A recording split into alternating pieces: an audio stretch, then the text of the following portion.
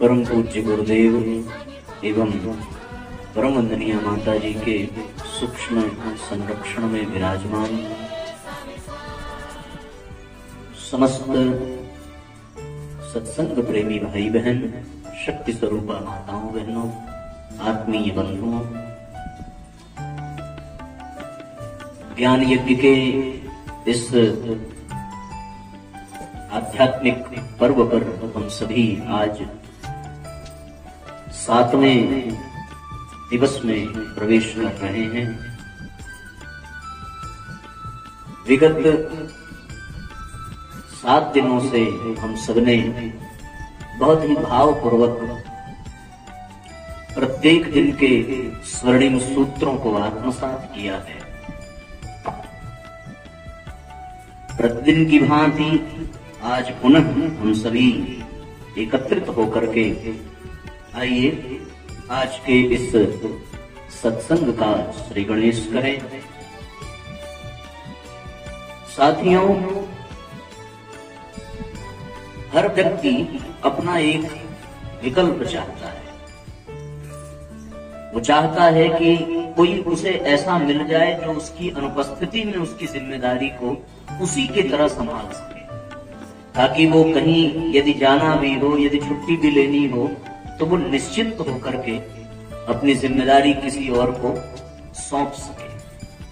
पिता भी अपने पुत्र को उस योग्य बनाना चाहता है कि उसकी अनुपस्थिति में वह पुत्र उसका पिता के समान ही समस्त जिम्मेदारियों को निर्वहन कर ले, तो वो पिता चैन से मृत्यु की गोद में भी जाने को तैयार हो जाता है। पर यदि उसे योग्य, उसके उत्तरदायित्व को संभालने वाला उसका कोई उत्तराधिकारी न मिले, तो वो हमेशा हमेशा के लिए निराश ही रहता है और जीवन के अंतिम श्वास को भी वो उसी निराशा, उसी शोक के साथ स्वीकार करता है। कोई महान गुरु भी सदैव इस बात के लिए बेचैन और व्याकुल रहता है कि उसको कोई उत्तराधिकारी के रूप में, कोई उत्तरदायित्व को संभालने वाला कोई श्रेष्ठ शिष्य मिल जाए, जिससे गुरु को भी आश्वस्त हो जाना पड़े। इसी प्रकार परमात्मा भी ये अवश्य चाहता होगा कि यदि किसी कारणवश कभी वो अनुपस्थित हो जाए, तो उसकी अनुपस्थिति में उसकी जिम्मेदारी को संभालने वाला कौन है। हर व्यक्ति छुट्टी चाहता है। हम लोगों को तो रविवार को मिल भी जाता है, पर सूर्य नारायण को तो संडे को भी छुट्टी नहीं है। भगवान हर समय ड्यूटी अपनी कर रहा है और परमात्मा की जो ड्यूटी है वो पूरी निष्ठा, पूरी ईमानदारी के साथ चल रही है। तो यदि उसके भी मन में आ जाए कि आज भैया बहुत दिन हो गया काम करते करते, थोड़ा कैजुअल लीव की जरूरत है, थोड़ा विश्राम करना है, तो वो ये अवश्य विचार करेगा कि उसकी अनुपस्थिति में, उसकी गैर हाजिरी में कौन उसकी जिम्मेदारी को संभाल सकता है। अथवा यदि कोई समस्या आ जाए तो फिर कौन उस समस्या के समाधान में अपना सहयोग भगवान को कर सकता है। भगवान को इस बात की तलाश रहती है। महाभारत कुरुक्षेत्र में संपन्न करना था, पर किसको माध्यम बनाए, तो फिर भगवान ने पांडवों को खोज लिया। गोवर्धन उठाना था तो श्रेय किसको मिले, तो ग्वाल बालों को खोज लिया। इसी प्रकार समुद्र पे सेतु बंधन करना था, कर तो वो सब सकता है, पर उसकी एक बड़ी पुरानी आदत यह है कि वो श्रेय देना चाहता है, सौभाग्य देना चाहता है, अवसर देना चाहता है।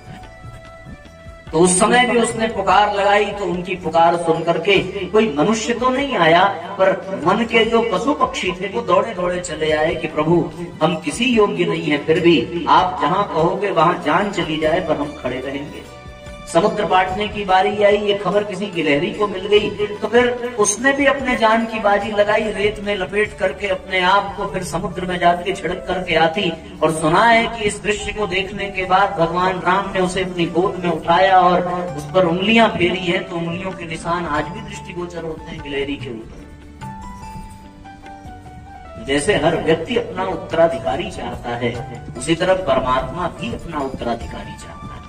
विशेष बात यह है कि अब वो हो कौन, ये प्रश्न चिन्ह है कि अगर इस धरती पर प्रदूषण बढ़ता जाए बढ़ता जाए बढ़ता जाए और इतना बढ़ जाए कि जीवन संभव न हो, तो फिर उस प्रदूषण को समाप्त करने के लिए कौन आगे आए? और हर ओर दृष्टि प्रसार करके देखिए, यदि 84 लाख योनियों में भ्रमण करके देखा जाए तो यह प्रतीत होगा कि उन समस्त योनियों में सबसे योग्य, सबसे कारीगर, सबसे अधिक प्रतिभावान, सबसे अधिक बुद्धिमान, सबसे अधिक योग्यता यदि किसी के पास है तो वो केवल और केवल मनुष्य मात्र ही हो सकता है। तो इस भाव से यदि देखें तो मनुष्य में ही वो संभावना विद्यमान है कि वो परमात्मा का उत्तराधिकारी हो सकता है। इस सृष्टि पर यदि कोई समस्या आ रही हो तो उस समस्या का समाधान करने का पुरुषार्थ, समाधान करने की योग्यता यदि सबसे अधिक किसी योनि के प्राणी में है तो वो केवल और केवल मनुष्य ही हो सकता है। क्योंकि मनुष्य ने अपनी योग्यता से, मनुष्य ने अपनी प्रतिभा से, मनुष्य ने अपने कौशल से इस बात को प्रमाणित किया है कि परमात्मा के बाद यदि इस धरती पर किसी का नंबर है तो वो इंसान का ही हो सकता है। और देखा जाए तो इंसान ने अपनी काबिलियत से देवताओं को भी आश्चर्यचकित कर दिया है। कहते हैं साहब कि भगवान राम के समय में रावण जो है वो अग्नि देवता से अपनी रसोई पकवाता था, वायु देवता से अपने आंगन में झाड़ू लगवाता था। ये बात हम लोगों ने केवल सुनी है, पर आज का मनुष्य इतना कुशल बन गया कि वो देवताओं को भी अपने वश में करके बैठा है। एक बटन दबाइए तो वायु देवता हवा देने पर विवश हो जाए। माचिस की एक तीली लगाइए तो जिस अग्नि देवता को प्रकट करने के लिए ऋषियों को बड़े बड़े तंत्र मंत्र करने पड़ते थे, अरण्य मंथन करना पड़ता था, वो अरण्य मंथन माचिस की एक छोटी सी डिबिया में इंसान ने कैद कर दिया और बिना किसी मंत्र के, बिना किसी भाव के एक रगड़ लगाई कि अग्नि देवता को प्रकट होना ही पड़ता है, मजबूरी होगी। जल देवता भी आजकल मनुष्य की एकदम कैद में है। नल की टोटी घुमाइए, वो कह नहीं सकते कि हम नहीं आएंगे, उनको आना ही पड़ेगा। इंसान ने अपनी काबिलियत से देवताओं को भी आश्चर्यचकित कर दिया है ना। जल देवता, वायु देवता, पंचतत्व यही तो है। विशेष बात यह है कि मनुष्य यदि समुद्र में तैर नहीं सकता है तो उसने पनडुब्बी बना दी कि हम पनडुब्बी में बैठ के तैरेंगे। उसने कहा हम चिड़ियों की तरह उड़ नहीं सकते तो हवाई जहाज बना दिया कि हम हवाई जहाज में उड़ेंगे। हाथी जैसी ताकत मनुष्य के पास नहीं है, पर क्रेन तो बना सकता है जो 10 हाथियों से भी अधिक का काम कर सकता है। मनुष्य ने अपनी प्रतिभा से सबको आश्चर्यचकित कर दिया। मनुष्य ने अपनी प्रतिभा से सब कुछ कर दिया, वो जो चाहता वो करता चला गया। इसलिए यदि परमात्मा अपने उत्तराधिकारी के रूप में किसी को ढूंढना चाहे, देखना चाहे, तो उसे ये प्रतीत होगा कि केवल और केवल मनुष्य ही परमात्मा का राजकुमार हो सकता है, परमात्मा का उत्तराधिकारी हो सकता है। मनुष्य के ऊपर जिम्मेदारी सौंप करके भगवान चैन की नींद सो सकता है, इसमें कोई दो राय नहीं है। पर अब बात एक और जबरदस्त ये है कि जिसको उत्तरदायित्व दिया जाता है उसके जीवन में नियंत्रण और अनुशासन भी होना बहुत आवश्यक है। आप किसी को उत्तरदायित्व दीजिए, जो जितना योग्य होता है, जो जितना अधिक प्रतिभावान होता है, उससे खतरा भी उतना ही होता है, वो उतना ही समस्या का कारण भी बन सकता है। माछी, मच्छर, मक्खी, बिल्ली, कुत्ते ये कम प्रतिभा वाले हैं, कम शक्ति वाले हैं, तो इनसे उतना खतरा नहीं है जितना खतरा शेर, हाथी और बड़े बड़े जानवरों से है, क्योंकि वो अधिक शक्तिशाली है, अधिक शक्ति है उनके अंदर, अधिक योग्यता है। वो यदि अनियंत्रित हो गए तो सब कुछ तहस नहस करके रख देंगे। पर ये साधारण जीव जंतु यदि अनियंत्रित हुए तो ये कुछ नहीं कर पाएंगे। उसी प्रकार आप ये विचार करके देखें कि बिजली, विद्युत में भी बहुत बड़ी ताकत होती है, पर वो विद्युत यदि अनियंत्रित हो जाए तो वो पूरे समाज को, पूरे क्षेत्र को जला करके राख कर सकती है, क्योंकि उसमें बड़ी ताकत है। इसीलिए उस विद्युत को एक सीमित तार में अनुशासित कर दिया गया, नियंत्रित कर दिया गया कि इससे बाहर न जाने पाए। रेलगाड़ी में बहुत ताकत है, उसके सामने बड़े से बड़ा जीव आ जाए, बड़े से बड़ा मकान आ जाए, पर वो जिस गति से चलती है उस गति से उसके आगे कोई टिक नहीं सकता। इसीलिए फिर उसकी शक्ति को नियंत्रित करने की आवश्यकता है। तो रेल की पटरियां बनाई गई कि ये इससे नीचे न उतरे, और अगर उतर गई तो फिर तहस नहस कर देगी। जिसके भीतर जितनी अधिक क्षमता है, जितनी अधिक योग्यता है, वो उतनी ही बड़ी समस्या का कारण बन सकता है। तो ये भी सत्य है कि 84 लाख योनियों में सबसे शक्तिशाली, सबसे प्रतिभावान, सबसे बुद्धिमान, सबसे योग्य यदि ये मनुष्य है, तो इससे जहां सबको लाभ है, वही यदि ये मनुष्य शक्ति अनियंत्रित हो जाए तो ये समस्या का कारण भी बन सकती है। और आपने उन मनुष्यों की कथा सुनी होगी जो कभी अनियंत्रित हो चुके थे। रावण अनियंत्रित ही हो गया था कि पूरे सृष्टि में त्राहि त्राहि का स्वर गूंज रहा था। ये जितने भी दुष्ट हुए, दुर्योधन हुआ, कंस हुआ, जितने भी दुष्ट हुए, वो सब अनियंत्रित जीवन जीने लगे और उनके कारण ही समाज में भगवान को अवतार लेने की स्थिति बन पाई। तो यदि मनुष्य भी अनियंत्रित हो जाए भैया, तो ये बड़ा संकट हो जाता है। गजब की स्थिति ये है कि यदि ये मनुष्य अपने आप को ऊपर उठाने के लिए प्रयत्नशील हो जाए, साधना, स्वाध्याय, संयम, अनुष्ठान आदि में अपने आप को नियोजित कर ले, तो इसमें इतनी क्षमता है, इतनी क्षमता है कि ये स्वयं मानव से माधव बन सकता है, पशु से परमात्मा बन सकता है, बुद्धू से बुद्ध बन सकता है, पागल से परमहंस बन सकता है। इसमें कोई दो राय नहीं है। लेकिन अगर ये मनुष्य गिरने पर उतर आवे और अपने चरित्र को, अपने चिंतन को, अपने व्यवहार को नीचे गिराता हुआ चला जाए, तो फिर पतन पराभव के गर्त में गिरने से इसे कोई रोक नहीं सकता। और फिर यही मनुष्य जो है, उसकी आकृति में कोई परिवर्तन नहीं होगा, लेकिन उसकी प्रकृति जरूर रावण, कंस, कुंभकर्ण जैसी होती चली जाएगी। ये इतना गिर जाएगा। तो संभावना दोनों तरफ से है। उसकी शक्ति को यदि नियंत्रित किया जाए, अनुशासित किया जाए, तो फिर ये समाज के लिए उपहार हो जाता है, समाज के लिए आशीर्वाद हो जाता है, भगवान का अनुग्रह हो जाता है। पर ये मनुष्य की शक्ति यदि अनियंत्रित हो जाए, अनुशासनहीन हो जाए, तो फिर यही समाज के लिए वरदान के बजाय अभिशाप बन जाता है और ये श्राप बनकर के पूरे समाज को कसता है। इसमें कोई दो राय नहीं है। इसलिए साथियों, जीवन में मानवीय शक्ति का नियंत्रित होना बहुत जरूरी है। और मानवता पर नियंत्रण हो सके, इसके लिए हमारे यहाँ 3 प्रकार के विधान बनाए गए हैं। पहला तो है राजतंत्र, दूसरा है समाजतंत्र और तीसरा है धर्मतंत्र, है ना। इन्हीं 3 के माध्यम से मनुष्य की शक्ति को नियंत्रित करने का विधान बनाया गया। यही 3 है नियंत्रण के लिए। पहला तो राजतंत्र यानी प्रशासन, कानून व्यवस्था, पुलिस प्रशासन की व्यवस्था। इसके भय से मनुष्य अनियंत्रित होने से बच जाता है। इससे भी यदि बचे कि चलो वो कानून की नजर में धूल झोंक सकता है, कानून को वो, क्योंकि कानून भैया अंधा है, वो प्रशासन को बेवकूफ बना सकता है, राजतंत्र को बेवकूफ बना सकता है, पर वो समाज में कहीं कलंकित न हो जाए, समाज में कहीं पतित न हो जाए, समाज में कहीं उपेक्षित न हो जाए, इसलिए भी वो अनियंत्रित होने से कतराता है। कि कानून की नजर से यदि बच गया तो समाज तो उसे नहीं माफ करने वाला। रावण भले शक्तिशाली है, दुनिया का कोई शासन प्रशासन उसके ऊपर नियंत्रण नहीं कर सकता, लेकिन समाज में उसके जीवन का कोई अस्तित्व, कोई महत्ता नहीं रह गई। समाज तंत्र में वो कलंकित हो जाता है। एक पल के लिए जीव यदि समाज से भी अपने कुकृत्यों को छुपा ले, समाज से भी वो अपने आप को सर्वोपरि बना ले कि समाज भी उसका कुछ बिगाड़ ना सके। और ये हमारे यहाँ सिद्धांत यही है कि जिसके पास शक्ति होती है, समाज भी उसी का गुलाम हो जाता है ना। गोस्वामी तुलसीदास जी ने भी लिखा है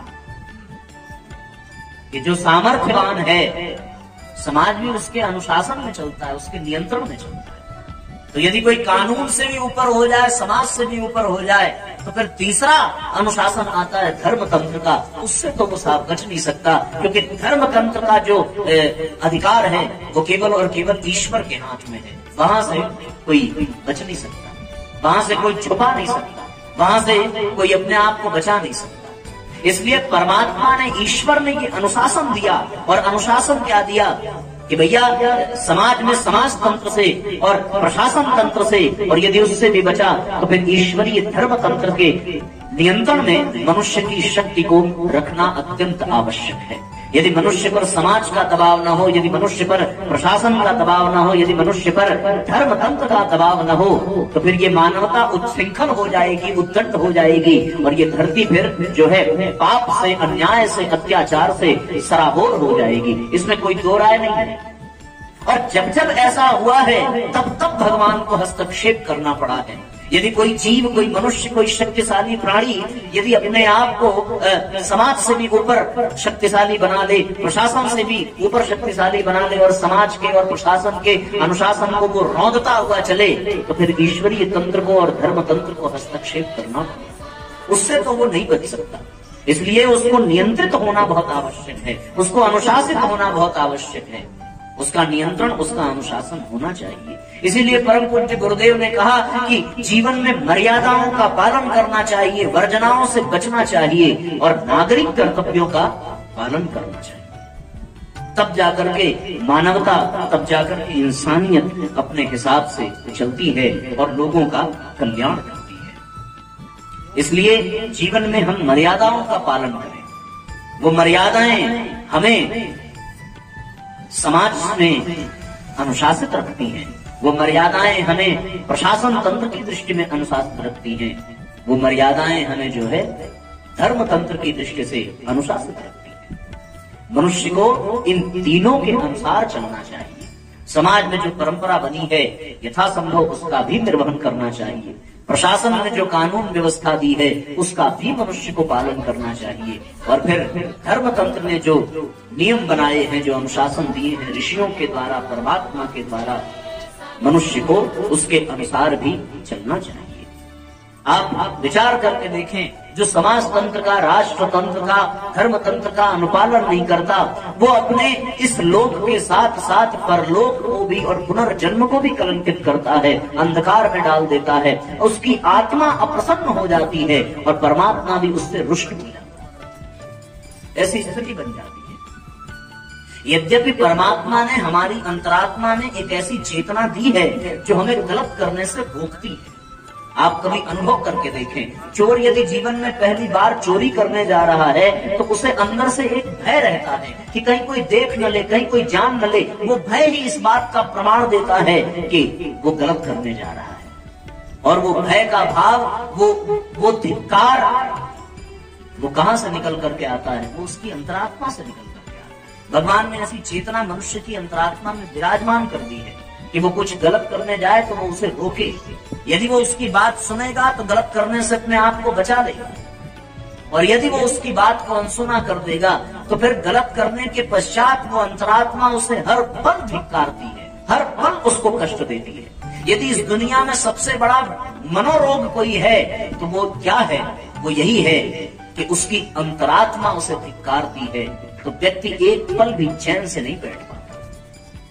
महाराज दशरथ ने अनजाने में श्रवण कुमार का वध कर दिया और उस अनजाने में किए हुए पाप का परिणाम ये निकला कि जब तक वो जीवित रहे तब तक उनकी अंतरात्मा उनको धिक्कारती रही और अंततोगत्वा उसी धिक्कार ने उनको मृत्यु तुल्य कष्ट दिया और उनको मरना पड़ा।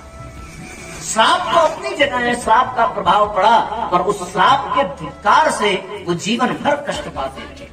महाराज परीक्षित को गलती से ये पाप हो गया कि किसी ऋषि के उसमें जो है उन्होंने सर्प डाल दिया गले में। ये अनजाने में किए हुए पाप का परिणाम ये निकला कि उनकी अंतरात्मा ने उनको इतना धिक्कारा कि वो अपने राज्य, पत्नी, बच्चे, अन्न, जल सबका त्याग करने पर विवश हो गए। उन्होंने लिखा है भागवत में कि जिस अन्न और जल की भूख और प्यास के कारण मैं उस ऋषि के आश्रम में गया, उस अन्न और जल का भी मैं त्याग करता हूँ, क्योंकि इसी के क्षुधा को मिटाने के लिए तो मैं गया था और ये पाप कर बैठा। व्यक्ति जब अपने जीवन में पाप कर लेता है तो फिर वो उसकी अंतरात्मा उसे धिक्कारती है ना। वो अपनी अंतरात्मा से नहीं बच सकता, समाज से बच जाएगा, धर्म तंत्र से भी चलो बच गया, लेकिन उसकी अंतरात्मा जानती है कि उसने कुछ गलत कर दिया और उसका कष्ट उसे जीवन भर मिलता है, उससे वो जीवन भर पीड़ित रहता है, उससे वो बच नहीं सकता। इसलिए अंतरात्मा से वो कष्ट न मिले, परमात्मा भी आपसे रुष्ट न हो और आपका परलोक भी बिगड़े न, आपका पुनर्जन्म भी अंधकार में न हो। इसलिए भगवान नियम बनाता है, अनुशासन बनाता है कि व्यक्ति को मर्यादाओं का पालन करना चाहिए। उसके लिए कुछ अनुशासन बना दिए गए, कुछ मर्यादाएं बना दी गई, और जो उन मर्यादाओं का पालन करते हुए श्रेष्ठ आचरण करते हैं वो जीवन भर प्रसन्न रहते हैं। भले ही उनको किसी झुग्गी झोपड़ी में ही अपना जीवन बिताना पड़े, वो व्यक्ति देवता होता है जो अपनी मर्यादा का पालन करता है। संत तुकाराम अपनी झोपड़ी में लेटे थे, घनघोर वर्षा हो रही थी। बाहर भगवान विष्णु भेष बदल करके आए, दरवाजा खटखटाया कि भैया बाहर बहुत तेज बारिश हो रही है, क्या मैं आपकी झोपड़ी में आ सकता हूँ? संत तुकाराम ने कहा कि हमारी झोपड़ी तो इतनी छोटी है कि एक आदमी सो सकता है, पर 2 आदमी बैठ के गुजार सकता है। यदि आप रात भर बैठने को तैयार हो तो आपका स्वागत है।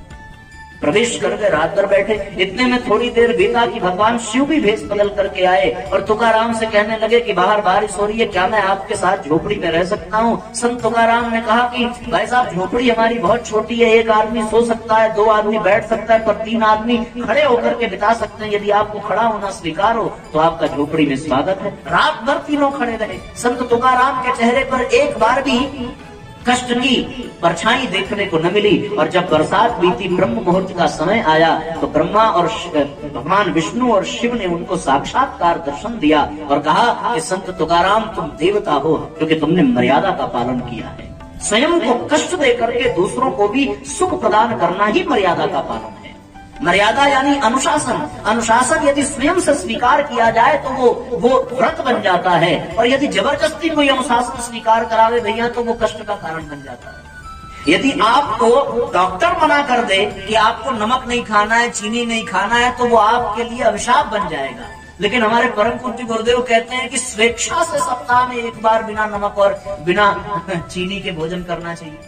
तो अगर आप स्वेच्छा से करिए तो वो व्रत कहलाएगा, और उसमें फिर आपका मनोबल बढ़ेगा, आत्मबल बढ़ेगा, संकल्प बढ़ेगा। लेकिन वही व्रत जबरदस्ती कोई आपको करने को कहे तो उससे आपका मनोबल, आत्मबल नहीं बढ़ेगा, उससे आपकी आत्महीनता बढ़ेगी, उससे आपका कष्ट बढ़ेगा, उससे आपका दर्द बढ़ेगा। स्वयं से स्वीकार करने की प्रक्रिया को मर्यादा कहते हैं, और जबरदस्ती कोई करे तो वो फिर क्या हो जाता है, वो फिर शासन बन जाता है। जबरदस्ती कोई थोप दे तो शासन, और स्वयं स्वीकार कर लिया तो अनुशासन।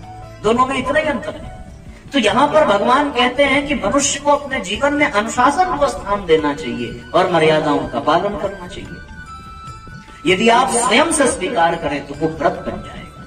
अच्छा, अगर आपको जबरदस्ती कोई दिन भर बिना पानी के रख दे तो कितना कष्ट होगा। और माताएं स्वयं से तीज और जूतिया के व्रत में निराजल व्रत रह जाती हैं अपनी इच्छा से, और फिर भी उनके चेहरे पर सिकम तक नहीं होती। अगले दिन भले थोड़ी बीमार पड़ जाएं पर प्रसन्न रहती हैं कि अपने पति, अपने बच्चों के लिए इतना कठोर व्रत निभा लिया, पर खुद से किया तो उनको कोई कष्ट नहीं हुआ। और अगर देवरानी से झगड़ा हो जाए और वो दिन भर पानी न दे जेठानी को, तब तो भैया परिवार चलना मुश्किल। काम वही हुआ है लेकिन बात बिगड़ गई, है ना।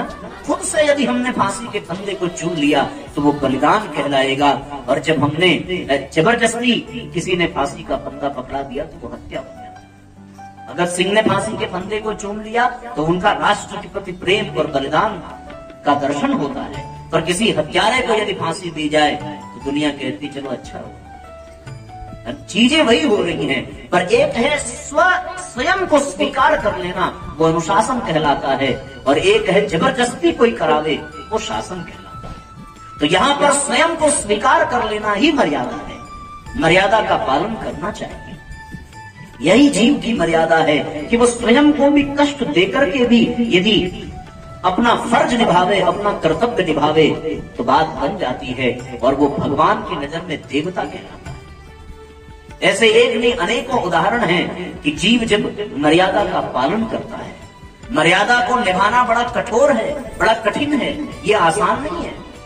ये सुनने में आसान लग रहा होगा, पर एक माँ की मर्यादा का पालन करना आप समझ सकते हैं कितना कठिन है।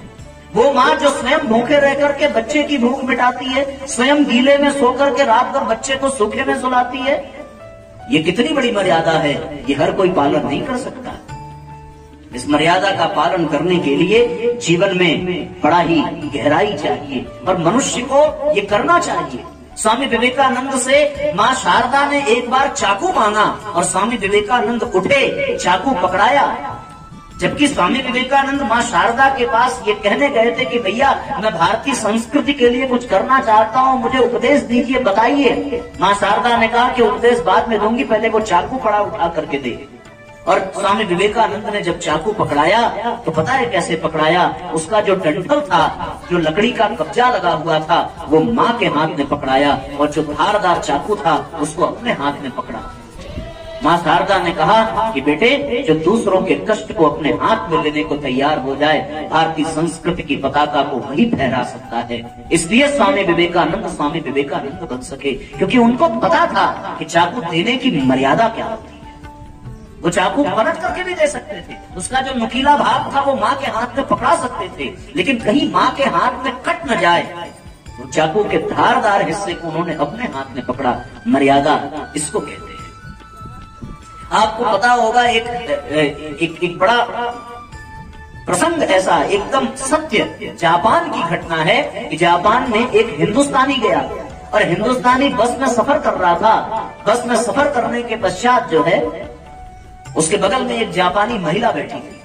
उससे थोड़ी बातचीत हुई और बातचीत करने के बाद पूछा कि आप कहाँ उतरेंगी, तो महिला ने बताया कि मैं सामने वाले स्टेशन पे उतरूंगी। उतने में ही महिला का ध्यान बस की एक सीट पर गया और वो महिला उस स्टेशन पे उतरने की बजाय सबसे आखिरी स्टेशन पर उतरी, जहां तक वो बस जाती थी। तो उस इंडियन ने पूछा कि आपने तो कहा था वहां उतरने के लिए, पर वहां क्यों उतरी? उस महिला ने जवाब दिया कि कोई ये देख न ले कि बस का ये वाली सीट फटी हुई है, और कोई इंडियन ये समझे कि जापान की बसों की सीट फटी हुई होती है। वो देख न ले, इसलिए मैं उस सीट पर बैठी रही, और जब पूरी बस खाली हो गई तब मैं बस से उतरी, ताकि किसी को पता न चले। मर्यादा ये है, अपने राष्ट्र के स्वाभिमान को बचाने के लिए इतना बड़ा बलिदान। ये बात छोटी देखने में, सुनने में जरूर लगेगी, पर ये कितना बड़ा त्याग होगा, ये साधारण हो सकता है क्या? क्या हमारा हिंदुस्तान का कोई व्यक्ति ऐसा कर सकता है? यहाँ तो अच्छे भले सीट को भैया काट पीट के सब बराबर कर देते हैं। अच्छी से अच्छी ट्रेन निकल करके आती है, 1 महीने में खंडहर बन जाती है। तो फिर यहाँ यदि कष्ट है, भोग है, पाप है, दंड है, तो क्यों है? केवल इसलिए कि हम तो खुद ही मर्यादा नहीं जानते। हमें पता ही नहीं है मर्यादा क्या होती है। पति की मर्यादा क्या है, पत्नी की मर्यादा क्या है, मित्र की मर्यादा क्या है।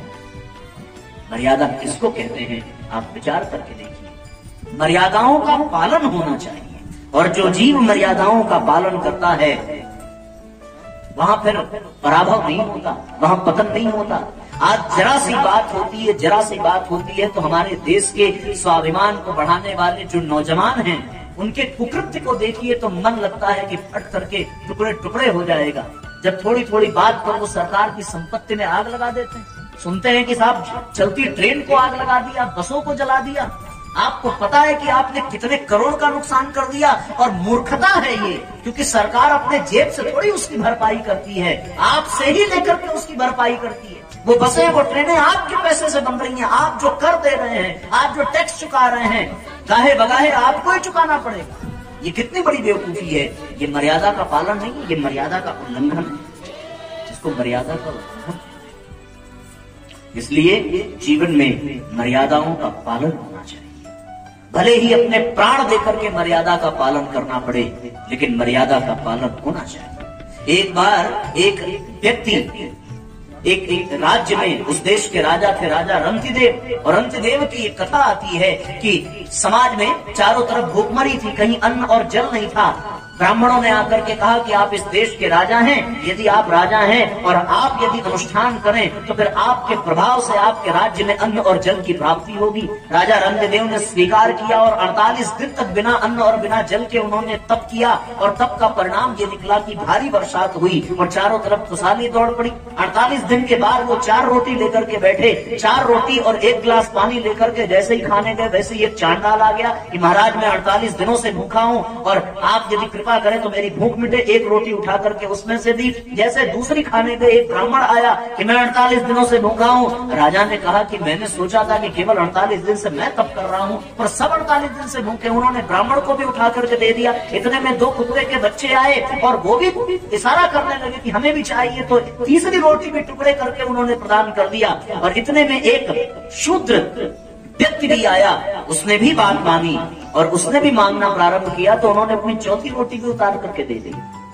और आप विश्वास नहीं करोगे कि उन्होंने सोचा कि मैं 1 गिलास पानी पी करके आज अपना व्रत तोड़ लूं। इतने में एक और व्यक्ति आया, उसने कहा राजन प्यास के मारे जान जा रही है, आप कृपा करें। और आप सोच करके देखिए, राजा होने के नाते उन्होंने कौन सी मर्यादा का पालन किया कि 48 घंटे भूख प्यास से रहना कितना मुश्किल होता है। जो 48 दिन से भूखा हो, उन्होंने उठा करके अपना पानी भी उसको दे दिया कि चलो मैं आज जीवित हूँ और जिस जगह हूँ यहाँ पर किसी को कष्ट नहीं होना चाहिए। मर्यादा इसको कहते हैं। उसके बाद फिर उन सबको समेट करके वहां देवराज इंद्र प्रकट हुए कि राजन मैं आपसे अति प्रसन्न हूँ, आपका इतना पुण्य है कि आपको साक्षात सशरीर स्वर्ग जाने को मिलेगा। उन्होंने कहा कि स्वर्ग में क्या है? कहते हैं साहब कि 1.5 पन्ने की व्याख्या की है महाराज इंद्र ने स्वर्ग के विषय में कि ये सुख है, ये सुविधा है, कल्प वृक्ष है, अप्सराएं हैं, तमाम चीजें बता डाली।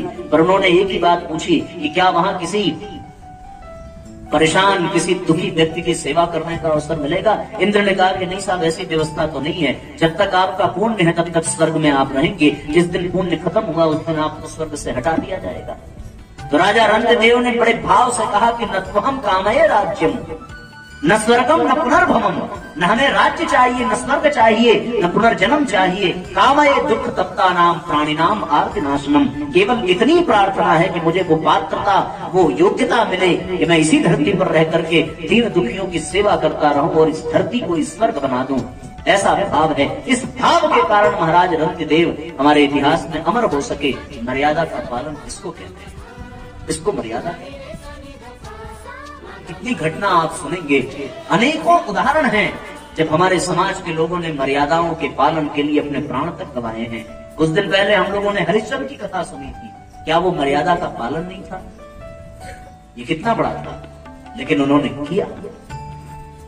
इसको मर्यादा का पालन कहते हैं। और जो व्यक्ति मर्यादाओं का पालन करता है वही वर्जनाओं से बचता है, वही कुप्रवृत्तियों से बचता है और फिर वही श्रेष्ठ नागरिक होने का कर्तव्य निभाता है। इसलिए हम सबको अपने जीवन में मर्यादाओं का पालन करना चाहिए। मर्यादाओं का पालन करने के पश्चात ही मनुष्य देवता बन जाता है। समस्त संभावनाएं इस मनुष्य के जीवन में विद्यमान है। माइकल एंजल नाम का एक व्यक्ति था जो एक खेत से गुजरा। खेत में एक बहुत बड़ी चट्टान पड़ी थी। उस चट्टान को देख करके उन्होंने खेत के मालिक किसान से कहा कि क्या ये चट्टान मैं ले जा सकता हूँ? किसान ने कहा कि भैया पैसे लेना हो तो ले ले, ये चट्टान यहाँ से लेकर के जा, कम से कम मुझे खेती करने में दिक्कत नहीं होगी।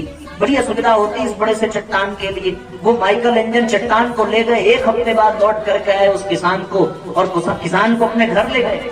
घर ले जाकर के उन्होंने अपने कमरे में एक बहुत सुंदर भगवान की मूर्ति दिखाई। वो किसान देख करके रोने लगा। कहते भैया इतनी सुंदर मूर्ति कहाँ से आई? माइकल एंजल ने कहा कि जो चट्टान तुम्हारे लिए समस्या का कारण था उसी चट्टान में ये मूर्ति छुपी हुई थी। संभावना उसमें विद्यमान थी। उसी तरीके से मनुष्य में संभावना विद्यमान है कि वो देवता बन सकता है, मनुष्य बन सकता है। पर उसकी शर्त क्या है?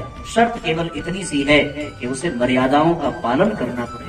यदि वो मर्यादाओं का पालन करना सीख ले तो फिर उसका जीवन देवत्व से परिपूर्ण हो जाएगा। हर व्यक्ति को श्रेष्ठ नागरिक बनने की आवश्यकता है। जो श्रेष्ठ नागरिक बनता है वो समाज के लिए कुछ न कुछ अवश्य करता है। किसी और के बारे में आप विचार मत करिए। हमारे आपके समाज की ही बात है। सुहासिनी मिस्त्री का नाम आप लोगों ने सुना हो। बहुत गरीब महिला, 21 साल की उम्र में पति का देहावसान हो गया। 3-3 महीने के छोटे छोटे बच्चे, उनको पाल पोस करके बड़ा किया और उस महिला के उससे अपना खर्च कैसे चलाया? सब्जी बेच करके। और सब्जी बेचने वाली वो महिला मन में संकल्प ले लेती है कि अगर इस क्षेत्र में हॉस्पिटल रहा होता तो मेरे पति की मृत्यु न होती। मैं कसम खाती हूँ कि इस क्षेत्र में हॉस्पिटल बनाऊंगी। लोगों ने उसका मजाक उड़ाया कि घर का खर्च तो चलता नहीं है, हॉस्पिटल बनाएगी। फिर उसका बड़ा बेटा 22 साल के बाद एम्स में डॉक्टर हुआ और 80,000 की नौकरी छोड़ करके वो गांव में आया। लोग उसको देखने आए कि इतनी बड़ी नौकरी छोड़ करके तुम गांव में आ रहे हो, इसका कारण क्या है? बोले माँ का सपना पूरा करना है। और 22 साल से उस महिला ने न अपने लिए साड़ी खरीदी थी, न बच्चों के लिए कपड़े खरीदे थे। मर्यादा का पालन इसको कहते हैं कि वो 22,000 रुपए मात्र जुटा पाई। 22,000 में किराए का मकान तक नहीं मिलता। पर उसके संकल्प को लोगों ने देखा तो किसी ने अपनी जमीन दे दी है, किसी ने प्लम्बर की जिम्मेदारी ले ली, किसी ने निर्माण की जिम्मेदारी ले ली, किसी ने दवाइयों की जिम्मेदारी ले ली। और फिर उस हॉस्पिटल के ऊपर लिखा गया फ्रॉम पुअर फॉर पुअर, गरीबों के द्वारा बनाया गया, गरीबों के लिए बनाया गया। और ह्यूमैनिटी के नाम से वो हॉस्पिटल विख्यात है। सुहासिनी मिस्त्री को पद्मश्री का अवार्ड मिला। क्यों भैया? मर्यादाओं का पालन करने के। इसलिए जीवन में मर्यादा का पालन होना चाहिए।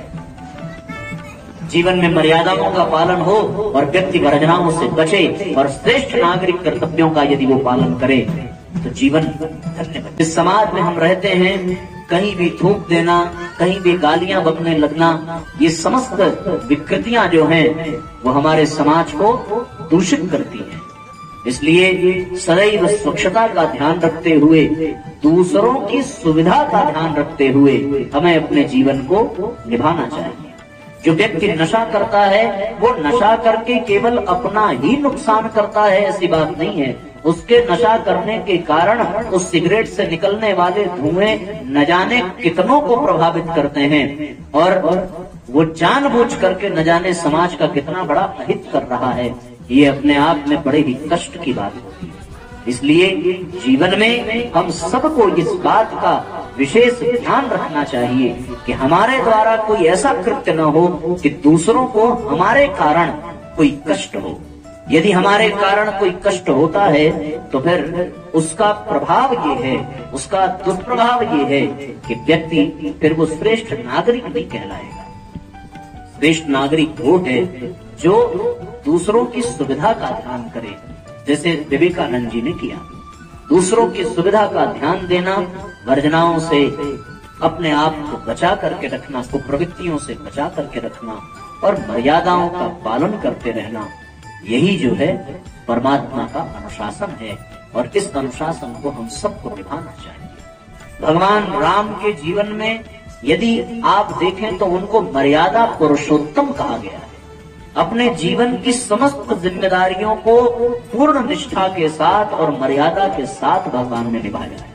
यहाँ तक कि राम कथा में शत्रुओं के लिए क्या मर्यादा है, इस मर्यादा का भी दर्शन राम कथा में भगवान राम के माध्यम से होता है।